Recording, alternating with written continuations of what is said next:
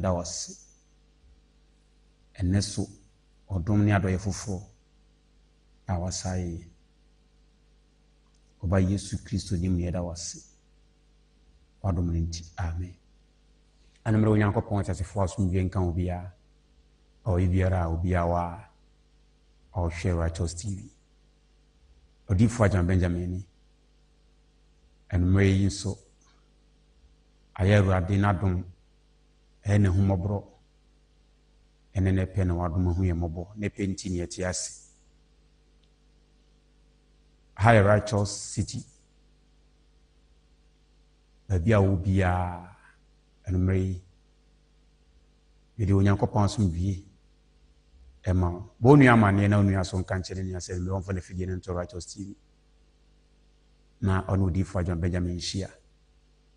ɔwɔ bibiara Ghana ha baabi a wo biara ntwea so baabi a ɛne amana ɛtwa yɛ ho ahyia nyinaa bo nua amane ɛwɔ multi decoder no so ebi kwa no nso onya hunu nkyɛ on scanning multi decoder no scanning multi decoder no a obenya Righteous TV ɔno ɔdifo Agyan Benjamin bɛhyia abribia Righteous TV so asedanka Israel konkro ne Nyankopɔn din ɛba Yesu Kristo din mu na anumere yi nyame yɛ adom a na wohu yɛ mmɔbɔ a ɔkyena yɛ kwasiada yɛbɛhyia wɔyɛ kra so Nyankopɔn homɔborɔ bɛda adi ama no ɛda a yɛn nso ɔbɛfeto nsa frɛ yɛ anaasɛ na temu bɛpie yɛbɛhyia nyame yɛ adom a ɔkyena kwasie na Israel tumfo Nyankopɔn no nam ne honhom so nam ne tumi so nam na dɔyɛ so ne ba koro Kristo mu na ɔnam honhom so bɛyi n'asɛm ne na hoɔden adidi akyerɛ yɛn sɛdeɛ ne homɔborɔ ne ne pɛteɛ sɛdeɛ ne bɔhyɛ a wɔde ama nnipa no teɛ nti nyame yɛ adom a ɔkyena kwasie baabi a wo biara no ɛne ɔdifo Agyan Benjamin hyia ɛwɔ Kumase adwo so akyɛn kurom Righteous City Kumase adwo so akyɛn kurom Righteous City nyame adom a ɔkyena kwasie anɔpa no nso aba apam kakra bi na yɛde asɔre no ɔsom no ahyɛ aseɛ na Onyankopɔn nam ne homɔborɔ so ebi a mɛka kyerɛw sɛ wofa abrabɔ ketewa a abrabɔ bɛyɛ wo sɛ woyɛ yɛ ana ayɛyi ɛhɔ na abon sɛ abrabɔ sɛ nyɛ woyɛ yɛ ana ayɛyi ade nti a wofa no ketewa na wohunu abrabɔ sɛ ne bɔ ne ne mpɛmpɛnsoɔ no ɛɛdenea ɛno na wode nsiyɛ ne nwetaa so bɛko na woko a ne duru baabi a wohu sɛ abrabɔ no wadi nkunim no wohwɛ w'akyi a wohu sɛ abrabɔ ɛɛden saa na wofa Onyankopɔn fofofo a ɛbɛyɛ wo sɛ mewuro asɔre da bɛ mu manya nkwagyeɛ Ghana yɛti ɛnyɛ ahokyerɛ a ɛwɔ ɔman yi mu a meka kyerɛ sɛ Ghana school koraa a ɛwɔ hɔ no anka obie ne wɔ aban school wɔde ne ba bɛkɔ kɔhwɛ Ghana obiara sika kakra wɔ ne nsɛm bia ne wɔ ne ba kɔ aban school asɛmpa na meka no ɛna Ghana kora yɛtene so sika saa ba nipa nsɛm saa aboro so a ɔmpɛ sɛ Ghana kora school ne ba bɛkɔ saa de ne kɔ afɛnsɛ amonɔne ɔde ne kɔ ɔman foforɔ so ɔde ne kɔsua adeɛ nti sɛ school nyinaa ntimi nyɛ pɛ sɛ wokɔ school biara bɛhunu adeɛ anaa wodaakye school botae bɛbɛ mu a saa na asɔre ne teɛ nti na no Yesu Kristo honhom mu di kamfo ne se yɛnsɔ ahonhom nyinaa nhwɛ no nti na Kristo ka saa asɛm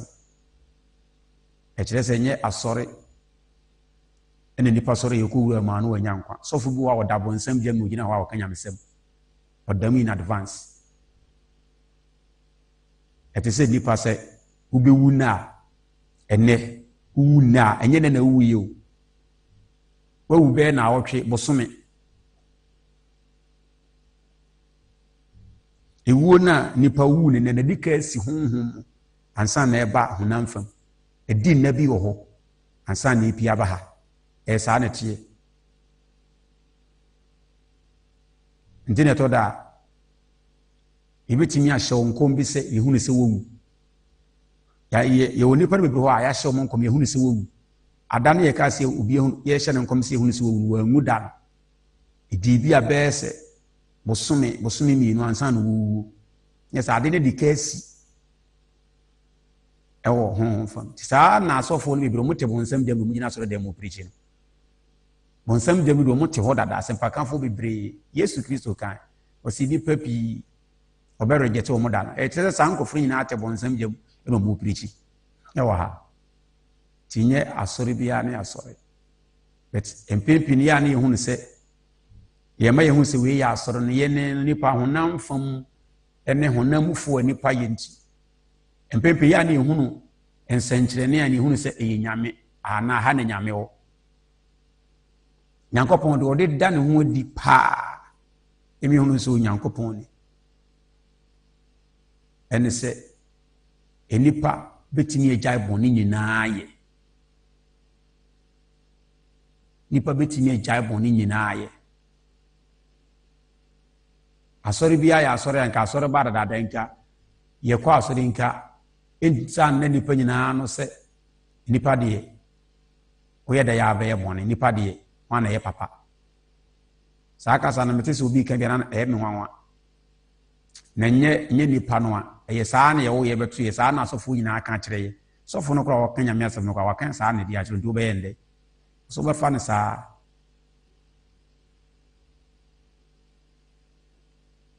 ono obi ko ba bi mo kwa akokon de mre ne kwa akokon do di ani mo kura tuo no ya bodu tuo aku na matuo no yo bodu tuo na fa wo awudi akira ade nsapan no ana ukura aba no wo ko ne sei kuntimi enko yinkurim difo da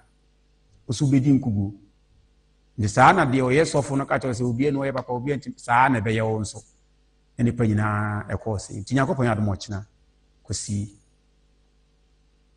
eno difo adwa Benjamin Shia righteous city hano na Israel yankopon no humobro na ni munyam be dedi na ne opena eye ne nkwagye de opena ye ne hodene no ora metumi so ma emunkunum di aye ni panyina adia righteous city hano onyankopon okoso hu yemobo okaye maye nkwa ode efra adechia eba no a ukuada nso di enim no ena monko yo onyankopon ayi ne tenene no dwumadie no ebe hyase na saanum dwumadie na maka kire wo se ese ohunu se dwumadie no so ka so de kwa adwinbini mu pa bebusa se eye de no difo agema Benjamin timidi se dwumadie wesi wo sa se nipa yawo ya ba asasi so a asofo akukuru adafo abako ebida so wom enkokorafo onenye nkokora omonyini kakra omo obese 50-55 ho omo 60 obia dwumadi aye wo ya ehun sa asore de yedi no e break the altars, break the chains, break the evils, break the yokes, break the mountains, break the barriers.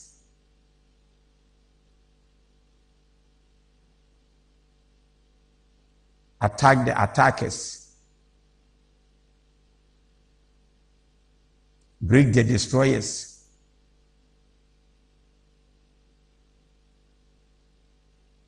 break the anti-breakers.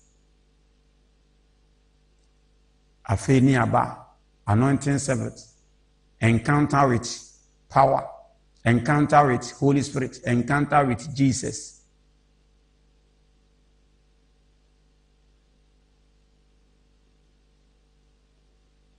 Afeni aba,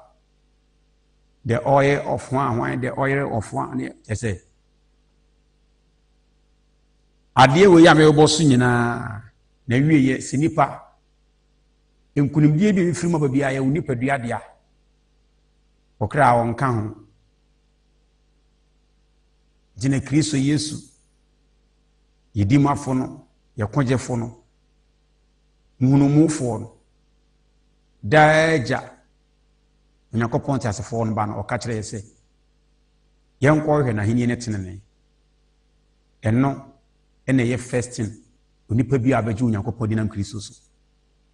sankrofo no de sa abɔhye o yamaye ɔsom bia ni bi ne sɛ a Kristo no a Kristofo na yama Kristo bɔhye na nka ɛkyɛ ya asom nyina no ne sɛ Kristo bɔhye nam sɛ asɔfo ne adifo ne akwadwefo a mo ampɛ de Yesu ka sɛ nkɔ hwɛ na adifo ne asepakafo ne akwadwefo nti Kristo bɔhye na ɛwɔ Kristo som asom bia ni bi no se Kristo som na sa akwase sa asom na bia saa di sa asom no wona namu asom akaka no wona namu awu nyambe kyerɛ so obejo nkon so wonya odi se sa na Kristo som akwade ɔkɔ asɔre kora mso wu na nyambe kyerɛ na wo bɔ bra na se wonya 60 years na se wuni 100,000 cedis ya obi na nsa meka kyerɛ so wo ye hia ni ana se be hia ana de hia ne be ko wu onya 65 years na se 1,000 cedis ya eso oti ase ese enye obi na be ka kyerɛ so di hia be ko wu na won fa hia so nko wu na won ti ase ese ade ne se wadwumaden pa ese wadwumaden adwuma omra tibire mu jeja ho no o be ka bo so ene wo na nya sa ade a 65 do hia be ko wu I tell you Dinyo obi be dia dance a kyerɛw nde wote ase a wagye Yesu wodi a abre ni abre nyina no akwese nyamesom no wunim de wo ya ayɛ wo sɛ obi ani ho betimi adi nyamepe na o twɛn sɛ wuwa na Awurade be kyerɛ no wo de wa gyina sɛ wo gyina bre na ade kɔba bi a wuwa abekɔ no ebekɔ akɔwie wo sɛ enwie wuyi ndino Onyankopɔn te asefo nam na homɔbro so woyi ni ho di akyerɛ me nam ne bakru Kristo so asedan ka ne din Israel tumfo Nyankopɔn na mehwehwɛ no woyi ne ho adi akyerɛ me se tenene no a meka ho ase mehwehwɛ sɛ de bɔ hyere tie sɛ epese me hu no sɛ ne Awurade si tie a ente sɛ de ye wo ye beto asɔre ne asɔfo no omu si tie no ɛsɛ wo hwɛ twerɛsɛm nim na ahwɛ ne asɔfo a ye beto wo mo na twerɛsɛm nim adinfo ne asɔfo mu ye sononko kyɛn ne ye de ntina mente me ho ase na mde hwehwɛ Awurade saa mfie dodoɔ mu ansa na dakoro ɔsɛ menhwɛ deɛ mehuni na wɔkyerɛ m sɛ sei ne wɔte na ɔnam ne honhom so a kyerɛkyerɛ me nneɔma na afei ɔsa yi tene ne yɛdidi akyerɛ me nam ne honhom so nti hɔ na meda asɔfoɔde ase na mekae na asɛm sɛ ampa ɔkaa sɛ sɛ ɛyɛ nhwehwɛ ne kyerɛ sɛ sɛ ɛnna hɔ kwa nti baabi a mefaa yɛ ansa na Kristo wɔyi tene ne yɛdi akyerɛ me no meka kyerɛ asɔfoɔ no bebregu hɔ wɔn bɛwu ɛnyɛ asɛm ketewa o bebregu hɔ a wɔn bɛwu nti wobɛtena baabi na wɔdidi na wɔburo tons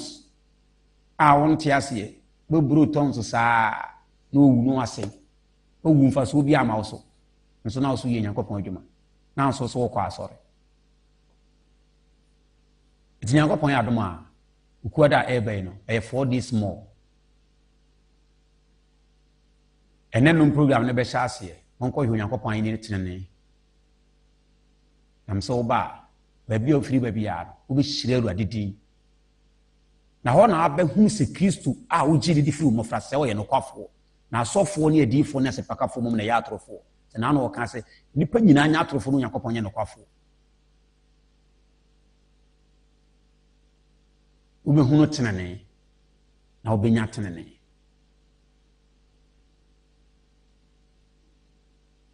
onsa bɛka tenene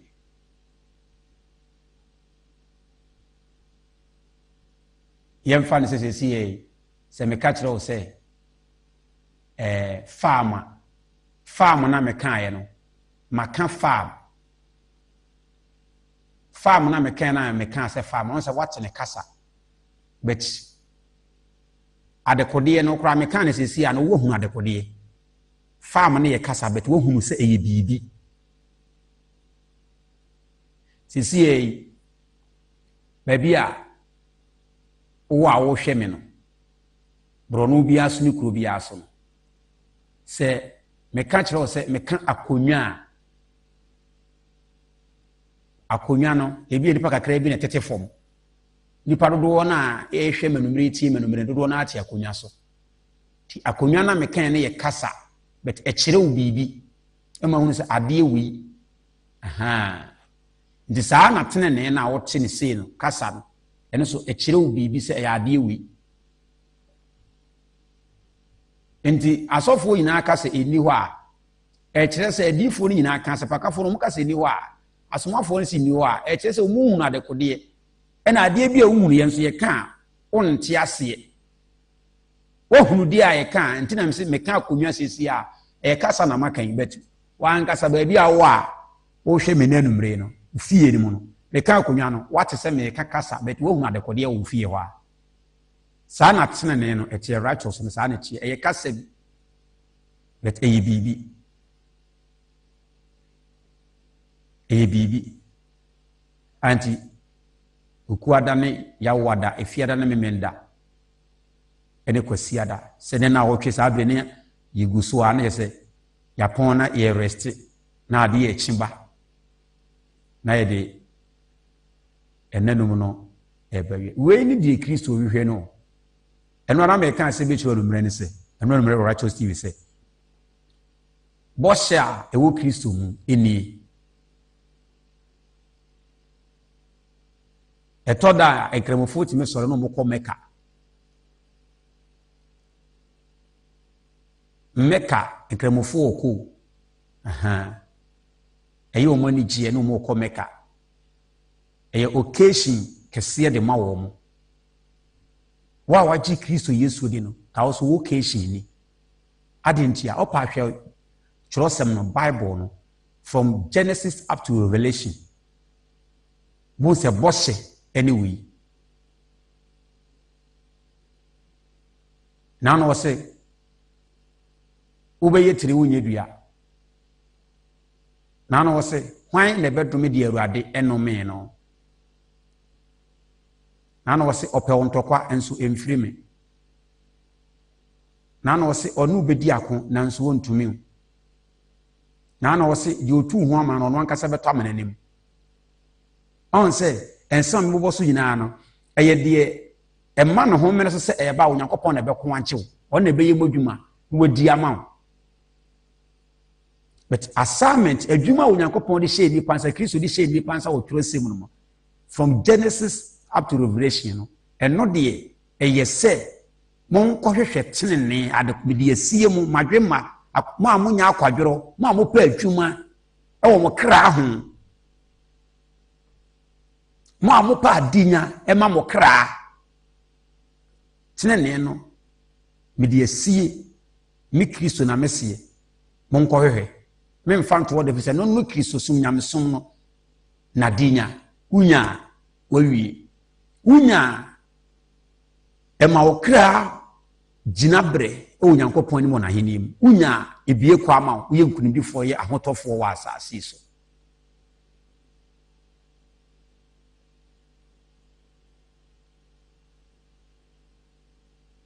ena no dia asem no di fo Isaiah kan odi fo Isaiah o se mon kan no tene ni hu se ebesi di yi na obedi ne no yeso aba odi fo Isaiah bresu nya se tene ne no se enipa won saka onyankopon atemu okura nyamaya o se asase so wo boshe insurance wo guarantee wo approval kire se Awurade nyankopon ti ase no ntwam de wo be yenkunimdifo righteous tenene indi Kristo som nyamesom Kristo som ade ewo mu a eye bɔhyɛ a ɛso sene osom bia eni dia won toto so ina so nse nipa bi asɔre so si Kristo nam honhom so yi bɔhyɛ a eye tene ne na didi akyere no Yesu Kristo so wɔyɛ no kwafo ɔka ase nkɔyɛ no ɔpɛ so ɔkyerɛ sɛ die na nipa bre no befuntum ahwɛ tene ne no obehunu ampa odifo adwa Benjamin mahwehwɛ funtum mabore emfidodoom emunyam ka Kristo Yesu dini ha metie nneɛma bi nka wo memu se no metie nneɛma bi nka wo mu nneɛma efiri Kristo nneɛma efiri Onyankopɔn nso Onyankopɔn te asefo yɛ adom a tene ne deɛ bɛma ani gye esi soro ukuada de korɔ ti baabi a wo bia Ghana ha to America na enanum no fa waso betie ne fo ani behwe na obi hyira Kristo a wagye ne dinidi obɛda ne di tumi kronkron kɛseɛ nase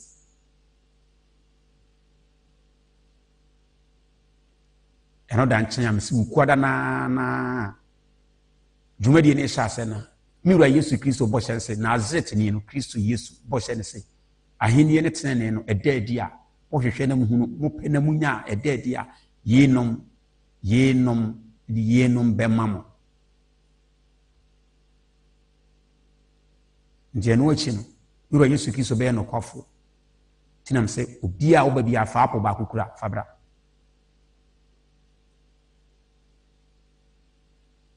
fa apɔ bra bɛhyia mo a wode wɔpɛ kora ɛnyɛ wo nko a wodeɛ fa apɔ bra bɛhyia me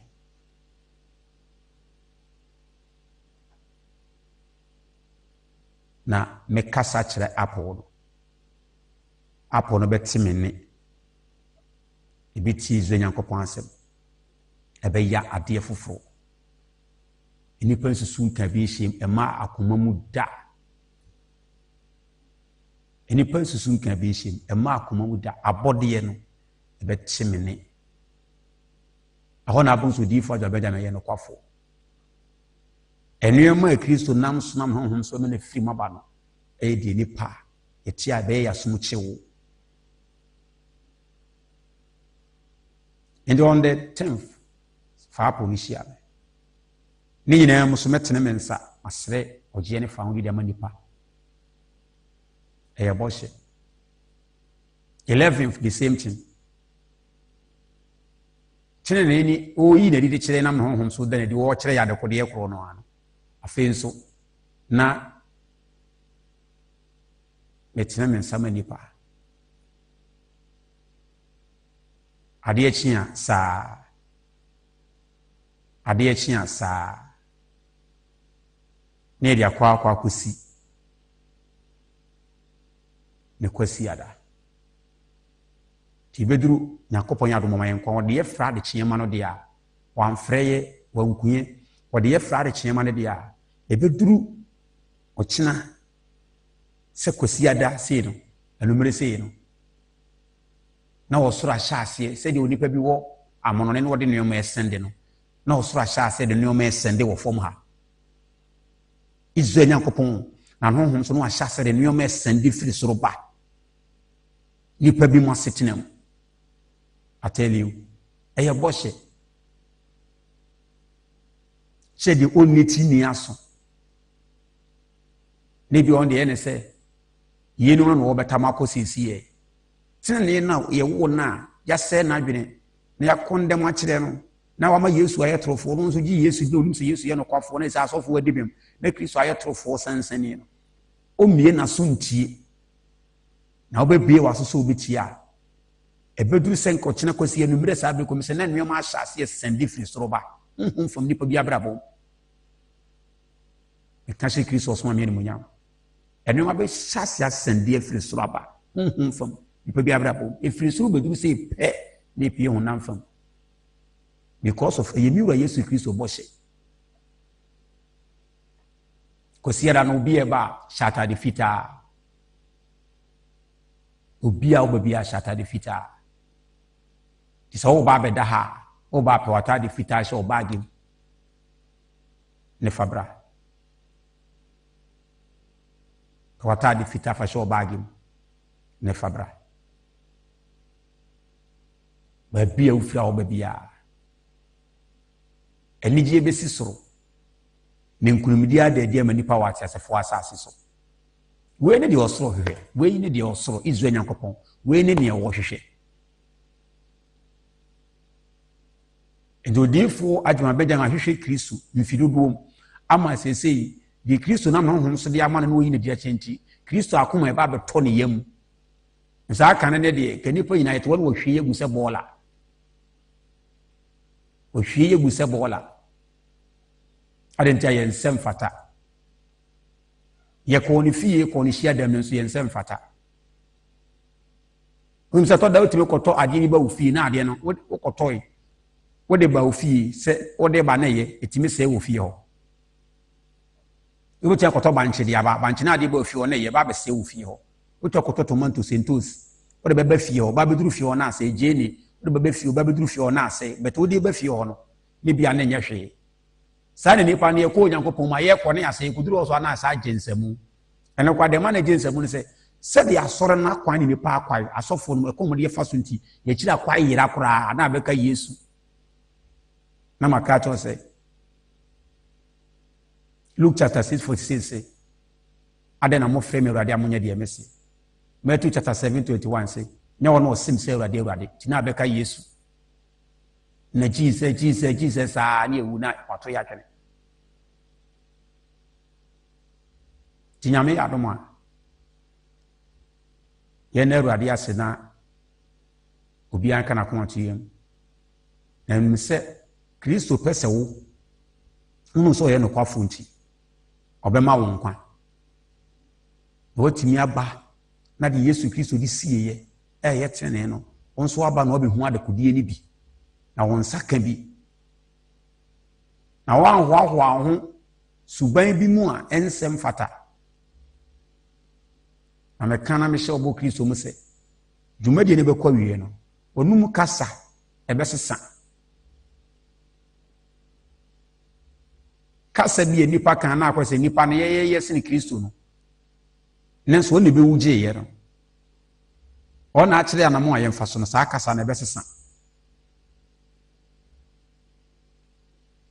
na obi hye odifo agema Benjamin bi nyankopon di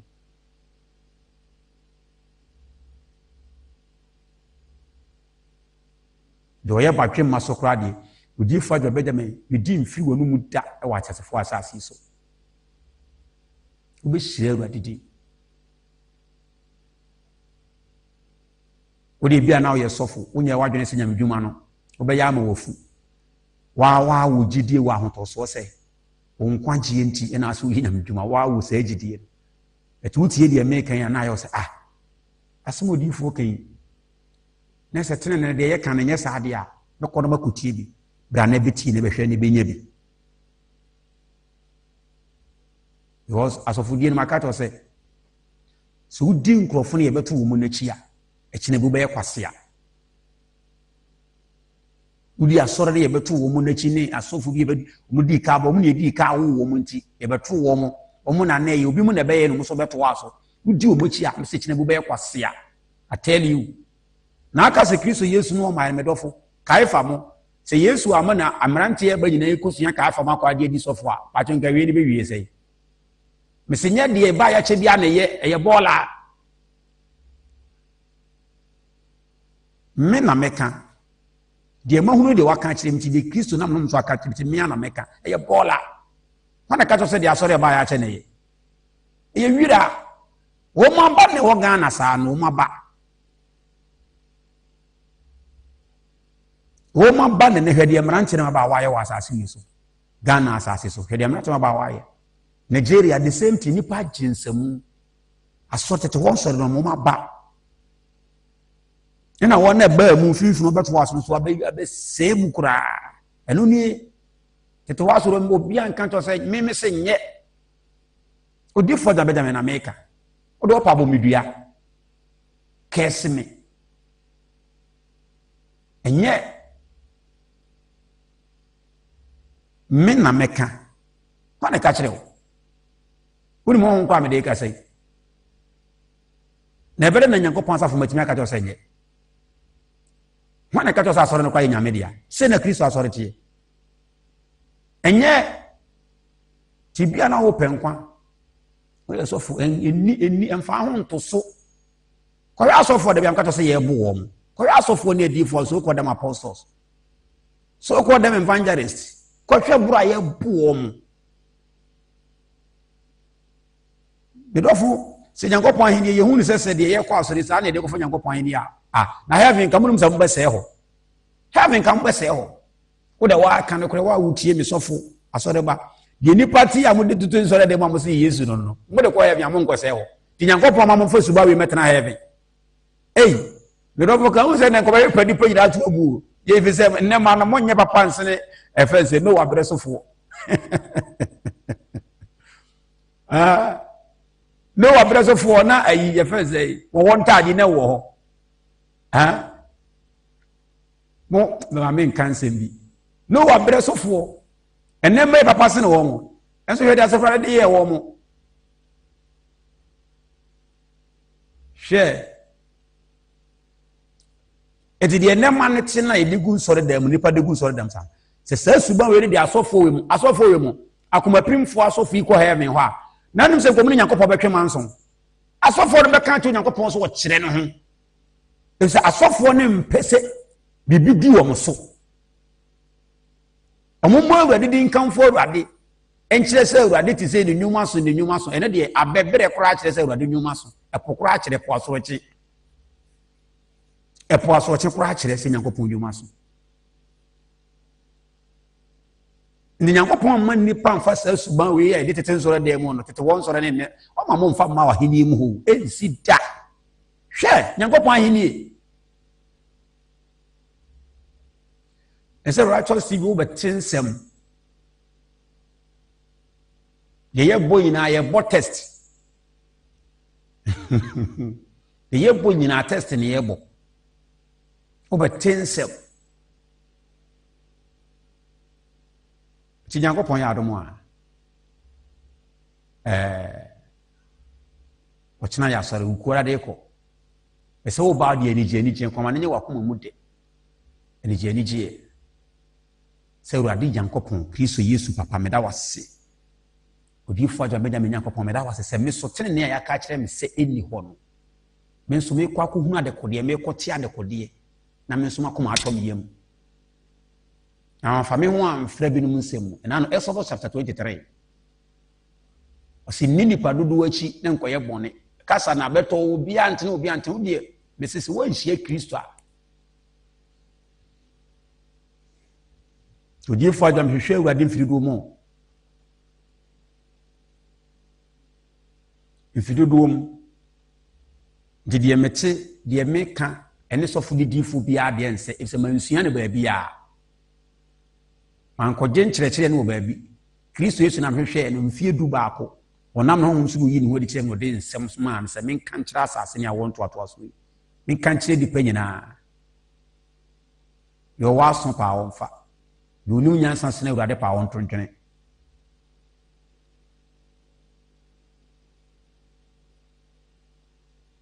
to Nyankopɔn ya adom a fa namba ne wo screen ase no ne no mo nkasa no mo nkyerɛ kwan ne yi fa namba ne wo screen ase na wo bɛkyerɛ kwan ne yi watimi ne me ahia Nyankopɔn ya adom a ɔkyena anase ukora de ekoro ani gye besi esoro na fa hudi ayi nipa ma de awa asase so hwan ne se pese mesum Awurade ne nso mentimi ya na masapi me ya na masapi etu obetwa obenya ahoɔden sonko ewo dwumadie nim na obedo Awurade na hyɛdeɛ so me hyɛ obɔsɛ obediri nyinaa so sɛ odi fo adwuma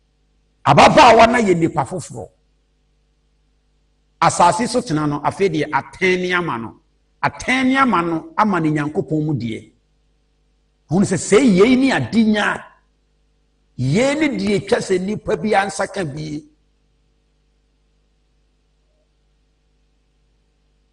na afi de mami da Kristo na ase no osu sare ni so atimi afo Yesu Kristo na ase Yesu Kristo mi wura ne so odo Yesu ohwe ni di adentia onim de asie se yenumu ohun se no ne yesoma no Simon rabbi no kra de Simon Falasidi no nte ase Yesu Kristo so ehunu de asibia na ohwe no hu se yenumu ne yesoma no jadi ote moni no nu se boni nya ne chefa no ne be ba no ho so no gya boni efi se oyofo ontena asasi so mfa no hu ni kwa obobu na tenda bi miru ana hwe Yesu Kristo hwe ne saa wantwene nan na ni suo no abatimi afọ Kristo Yesu na ase oba ne hu ne se ni nusuo na afọ Yesu na ase saa no ehwa ne tirimi no shasi no so wura kamen semen fata manhia wa mitrimi na ye de ne de mame mitrimi de manyai de mati de namoso mahuni mitrimi ye de ne de mame mi bewu ama mi nipadua apam mitrimi akanwam de mati bi de mitrimi be hye woni monyam o minisu a asogu na asimu obane mane trimi so de pa Yesu Kristo na ase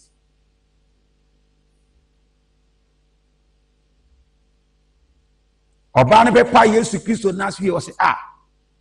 anke nim se nipa nke mfiano na me hunu se me do nipa asemasi Yesu mado odo na mado na broso odo no so ntimi nsem fata se wano wafono ho metimi afe mefew na ase odo ne broso ntini wo fi Kristo na ase adentamiru Yesu aka asem ama ne bone ati ne so se de Onyankopɔn pese nipa nyina nya ne yemu nti no soma ne ba Kristo asedanka no izatu Onyankopɔn yeda wase odo a wayi ne di akira asase nipa nyina aka wiase obagyi wiase afi won